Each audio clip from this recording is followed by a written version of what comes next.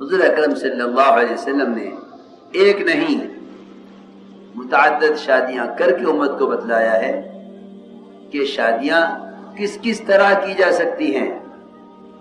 سفر میں شادی، کوئی اس کو اس زمانے میں تصور نہیں کر سکتا کہ ایک آدمی سفر میں چلتے ہوئے شادی کر لے، سفر میں چلتے ہوئے رخصتی ہو جائے، سفر میں چلتے ہوئے ولیمہ ہو جائے. حضور اکرم صلی اللہ علیہ وسلم نے اپنے کسی عزیز کی شادی میں نہیں بلکہ خود حضور اکرم صلی اللہ علیہ وسلم نے سفر میں شادی کی ہے. سفر میں شادی کی ہے یہ بتانے کے لیے کہ یہ اتنا آسان عمل ہے کہ ایک آدمی مسافر ہے، اس کے پاس سامان اس کے سفر کے بقدر ہے، اس کے پاس رات گزارنے کے لیے انتظام نہیں ہے، سفر میں ہے، رات گزارنے کا انتظام نہیں ہے، سفر میں ہے، کھلانے کا انتظام نہیں ہے، سفر میں ہے. مہر کہاں سے ادا کرے گا؟ دعوت ولیمہ کہاں سے کرے گا؟ حضور اکرم صلی اللہ علیہ وسلم نے سفر میں بھی شادی کر کے دکھلا دیا کہ نکاح اور شادی اتنا آسان راستہ ہے اور اس کا خرچ، اس کے اخراجات اتنے معمولی ہیں کہ سفر میں بھی شادی کی جا سکتی ہے. ایک نہیں متعدد شادیاں کر کے دکھلایا. کیوں؟ آپ نے شادیاں سادگی سے کیوں کی ہیں؟ نعوذ باللہ آپ کو تنگی تھی، آپ کی نبوت فقر والی طلب کی گئی تھی. آپ یہ چاہتے تھے کہ میں امت کو تمام ضروریات فقر اور تنگی کے ساتھ کر کے دکھلاؤں. امت یہ نہ سمجھے کہ اگر مال ہوگا تو فطری تقاضے پورے ہوں گے، مال نہیں ہوگا تو فطری تقاضے پورے نہیں ہوں گے.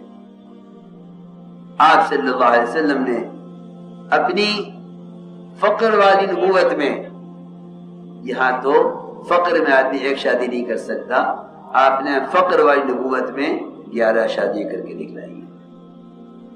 ہم سے طریقہ معلوم کرو، ہمارے طریقے پر آؤ.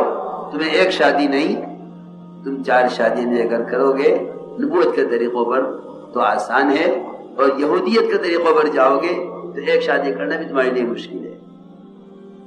حضور اکرم صلی اللہ علیہ وسلم نے شادی اور نکاح اس کو ایسی عبادت قرار دیا ہے، میں قسم کھا کر کہتا ہوں، جس طرح نماز کا صحیح طریقے پر ادا ہونا اس کو حرام سے، منکرات سے بچانے کا ذریعہ ہے، اس کے بعد سب سے پہلا عمل، نماز کے بعد سب سے پہلا عمل وہ بیاہ اور شادی ہے، جو اس کو معاشرے کی لائن کے منکرات سے اور اس کی نظر کی حفاظت اور اس کی شرمگاہ کی حفاظت کرانے کا سب سے بنیادی عمل ہے. نماز کا بگڑنا زندگی کو بگاڑ دیتا ہے، اس طرح شادیوں کا بگڑنا معاشرے کو بگاڑ دیتا ہے. نماز اس طرح منکرات سے روکنے کا ذریعہ ہے، شادی معاشرے کی لائن کے منکرات سے روکنے کا بنیادی ذریعہ ہے. فرمایا نکاح کرو، مسجد میں کرو، نکاح کا اعلان کرو، یہ نہیں فرمایا اشتہار کرو. فرمایا نکاح مسجد میں کرو. نکاح کے مسجد میں ہونے کا امر بتلا رہا ہے کہ یہ کوئی نماز اور عبادت سے مشابہ عمل ہے. جس طرح پابندیاں نماز میں ہیں، نیت اور دعاؤں کے مجموعے کا نام نماز ہے، اسی طرح بہت سے احکام اور متعین طریقے کا نام شادی ہے. میرے دوستوں عزیزو، صرف شادی نہیں، زندگی کی کوئی بھی ضرورت اگر محمد صلی اللہ علیہ وسلم کے طریقے سے ہٹتی ہے تو وہ مشکلات پیدا کرے گی. آپ صلی اللہ علیہ وسلم نے نکاح کر کے دکھلائے، اپنے بھی اپنے صحابہ کی، امت کے بتلانے کے لیے کہ امت کے جان اور مال کا مصرف شادیاں نہیں ہیں، بلکہ امت کے جان و مال کا مصرف اللہ کے دین کو دنیا میں قائم کرنا اور امت کو ضلالت سے اور گمراہی سے نکال کر ہدایت کے راستے پر لانا، یہ امت کے جان اور مال اور وقت کا سب سے پہلا مصرف ہے. شادی کو مال کے خرچ کی جگہ سمجھنا خلاف سنت ہے. شادی کو مال کا مصرف سمجھنا خلاف سنت ہے. آپ کو نہیں ملے گا کہ حضور اکرم صلی اللہ علیہ وسلم نے اپنی شادی میں یا کسی صحابی کی شادی میں کسی کی شادی کو یہ کہہ کر روک دیا ہو تمہارے پاس مال نہیں تم شادی مت کرو. ایک صحابی نے عرض کیا کہ یا رسول اللہ اس عورت سے میری شادی کر دیجیے. فرمایا جاؤ کچھ لے کر آؤ مہر میں دینے کے لیے. عرض کیا کچھ نہیں ہے. فرمایا جاؤ تلاش کرو. عرض کیا کچھ نہیں ہے. فرمایا ایک لوہے کی انگوٹھی لے آؤ. حالانکہ لوہے کی انگوٹھی پہننا جائز نہیں ہے.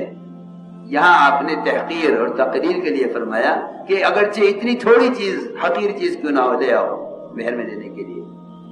آ کر عرض کیا لوہے کی انگوٹھی بھی میں نے گھر میں دی. آپ نے فرمایا زوجتکھا بما معک من القرآن, میں نے تیری شادی اس لڑکی سے اس قرآن پر کر دی جو قرآن تجھے آتا ہے تو اس کو سکھلا دے. کوئی ہے آج شادی کرنے والا تو مجھے قرآن سکھلا دو میں تم سے شادی کر لوں. جب شادیاں دین کے مقصد سے ہٹیں گی تو شادیاں مال سے ہوں گی آل سے نہیں ہوں گی.